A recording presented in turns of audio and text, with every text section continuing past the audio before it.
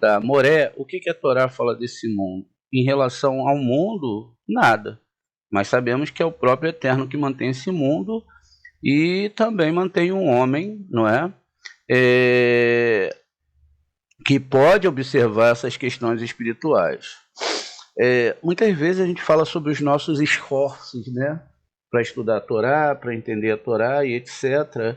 Mas a gente deve saber que nossos esforços, né? Eles são pequenos e não podem alcançar nada, mas o esforço em si mostra o início de uma caminhada e uma vontade de querer chegar àquele local, mas só chegamos quando a divindade que está dentro ou dessa sefirá interna ou da sefirá externa, ela estende a mão e nos ajuda a chegar ao próximo passo, né? Ao próximo, ajuda contra um sentimento negativo em si. Então a gente viu isso, não é? E também a gente deve entender que existem muitas questões que são seríssimas dentro da Torá. Yosef enfurece seus irmãos, está aqui. Olha que coisa incrível. Nós falamos de Lashon Hará, não é? Lashon Hará é a língua má. Tem Lashon Kodesh, que é o hebraico. É uma língua que não é só uma língua, tem que ser muito mais do que isso. E diz aqui no texto o seguinte: Jacó estabeleceu-se na terra que seu pai habitava, na terra de Canaã, né? E estes são os acontecimentos dos descendentes de Jacó, até eles finalmente se assentarem. Yosef tinha 17 anos de idade, como já fizera anteriormente, ele cuidava do rebanho dos seus irmãos. Ele fazia coisas de rapaz, como enrolar os cabelos, retocar seus olhos para parecer mais atraente. A pessoa passava muito tempo com os filhos de Bilhá e Zilpa, mulheres de seu pai, aos quais Leia tratava desrespeitosamente. E Yosef costumava trazer relatos a seu pai, né, do comportamento dos seus filhos, dos filhos de Leia, que ele julgavam maus. E diz aqui que Israel amava mais a Yosef do que qualquer um dos seus outros filhos, uma vez que ele era o filho nascido em sua velhice, e ele lhe fizeram uma túnica da melhor lã. Quando seus irmãos perceberam que seu pai o amava mais que todos os irmãos, eles começaram a odiá-lo e não falaram de forma serena com ele. Então Yosef teve um sonho, ele contou aos seus irmãos e eles o odiaram ainda mais. Isto foi o que ele disse: por favor, ouçam o sonho que eu tive. Nós estávamos amarrando feixes no campo, quando de repente meu feixe ergueu-se ereto. Então nossos feixes fizeram um círculo em torno do meu feixe, vossos feixes fizeram um círculo em volta do meu feixe e inclinaram-se para ele. Seus irmãos então lhe disseram: isso significa que tu desejas reinar constantemente sobre nós. Era uma pergunta aqui. Tu pretendes governar o tempo todo? Mais uma pergunta. E eles odiaram ainda mais por causa de seu sonho e por causa de seus maus relatos ao seu pai. Ou seja, Lashon Hará, não é? Continua aqui. Yosef teve ainda outro sonho e o contou a seus irmãos. Eu tive um sonho disso: o sol e a lua e 11 estrelas se curvavam diante de mim. E ele contou esse sonho para seus irmãos na presença de seu pai, que o repreendeu a fim de aplacar o ânimo dos irmãos. Ele disse a Yosef: que espécie de sonho tu tiveste?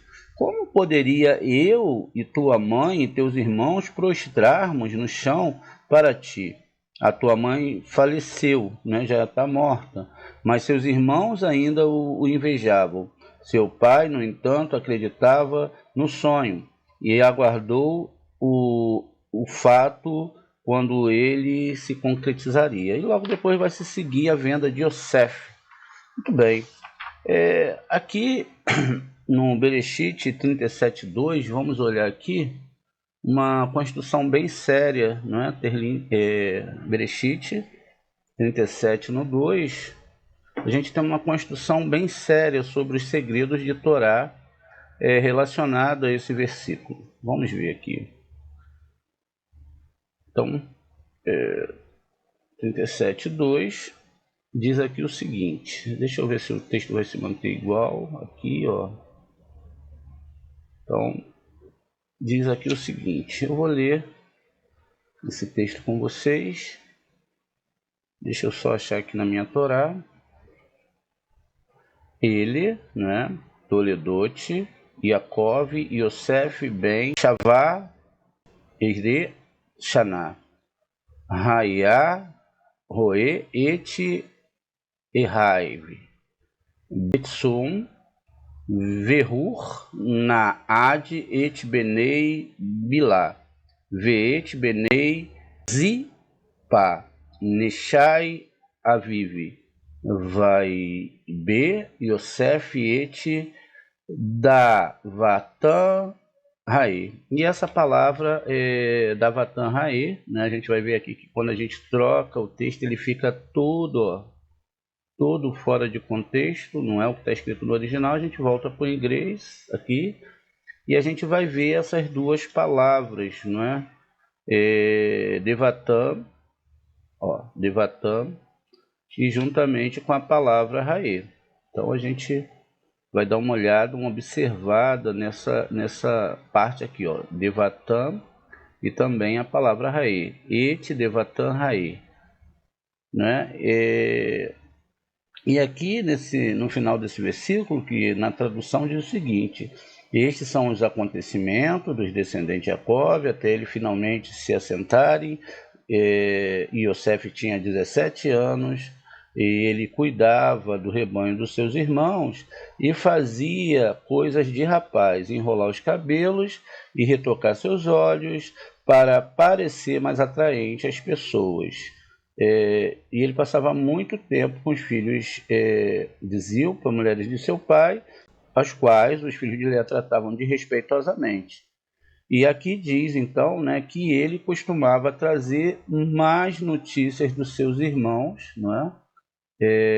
Para aqui palavras, está vendo a mesma palavras, não é? A palavra davar, davatam, e trazia mais palavras dos seus irmãos, não é?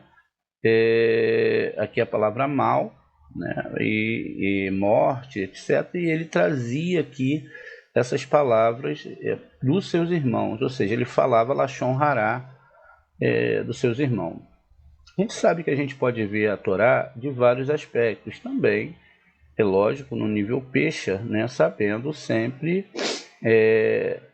trabalhar com a Torá e não perder o foco, não é, de tudo, que tudo é do mundo espiritual, mas todas essas coisas, inclusive a Lashon Hará, ela vem a partir do nosso olhar do outro. E se a gente olha alguma coisa ruim, é incrível de se falar isso, mas é porque, não é, a gente tem aqui, não é, algo que não está certo e algo que realmente, né, é algo gerado dentro de nós em relação ao outro. Então a gente está o tempo todo atrás de mais notícias, reportagens, quem matou, quem está com razão, quem não está. E isso pode, por exemplo, levar você a falar mal de outra pessoa através da ótica do outro. Você nem conhece a pessoa direito, você nunca viu a pessoa, nunca conversou, e você leva as más notícias por causa da palavra do outro. E por cabalista, vamos ver se isso é proibido, né? Vamos dar uma olhada aqui. Então, nessas palavras, primeiro a gente deve observar que aqui existe uma coisa chamada o Aleph e o Tav, não é? Aqui é um sinal que não tem sentido dentro da Torá. Na verdade, assim, não no sentido do entendimento da Torá, é um sinal muito fora de contexto, não tem como existir, etc. Então eles traduzem, né, a palavra e etc. Mas na verdade aqui a gente está vendo que está falando do Aleph e o Tav, é todo alfabeto hebraico. E aí depois fala ali, ó, todo alfabeto hebraico, essas palavras, não é? E o mal, não é? Raá. Por isso que Lashon Hará, ou alguém que é um mal, é o Rashá, tá vendo? Então essa palavra mal aqui, ó, ela tem uma conotação.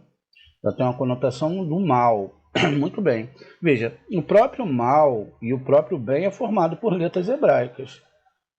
Depende da combinação das letras hebraicas. Então você, ali como a letra hebraica é uma criadora, você então cria algo. O Yosef, ele não tinha esse cuidado, ele falava mal do irmão, né? E, enfim, e aqui significa então que a gente tem que entender o que está escrito aqui, não é? Como está escrito aqui, não é? A gente tem uma situação aqui onde essa palavra ela pode ser permutada, não é? Debatando. E ela também tem uma gematria. A gematria dela é 446. Vamos fazer aqui a nossa... Pra gente... Então a gente vai ver aqui a gematria da palavra, não é? Porque a gente sabe que as gematrias elas têm uma importância. Mas aí, Moré, eu posso... então, Lashon Hará é uma coisa ruim na Torá? Sim, então eu não posso falar mal de ninguém, não. Não pode falar mal de ninguém, né? Porque todos nós sabemos que todas as histórias são histórias geradas pelo Criador. Isso não quer dizer que eu não possa passar uma informação, não é? Veja, para defender uma pessoa. Ó. Então vamos lá. Eu tenho aqui, estou formando os números, não é? As gematrias, perdão. É mais falado gimatria. A gente fala gematria, mas é gimatria, é com I. G-U-I, gimatria. E essa gimatria aqui, ó, ela vai ter todo um sentido. Vamos ver aqui. Vamos fazer as contas, olha. Então vamos lá, 400 aqui do Tav. Vamos lá, Dalet é 4. O Beit aqui, por que tá Beit? Porque tem um pontinho no meio, tá vendo? Beit. E aqui nós temos o 2 do Beit, tá vendo? Aqui nós temos 400, que é da letra Tav. Veja, e temos 40 da letra Mem, que pode, como é Mem Sofit, geralmente é representado pelo 600, mas nesse caso gemátrico, ela pode ser usada assim. Isso significa então que a gente vai ter aqui uma gematria, não é? Vamos ter uma gematria.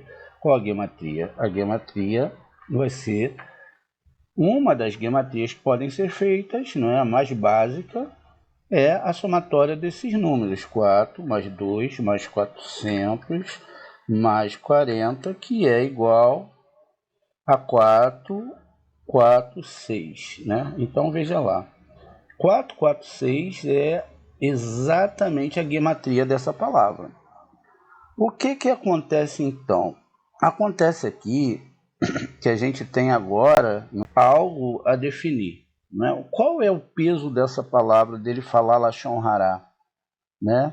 Essa questão é algo muito, muito importante dentro da Torá. Porque quando você pega a palavra morte em hebraico, como se escreve morte, Moré?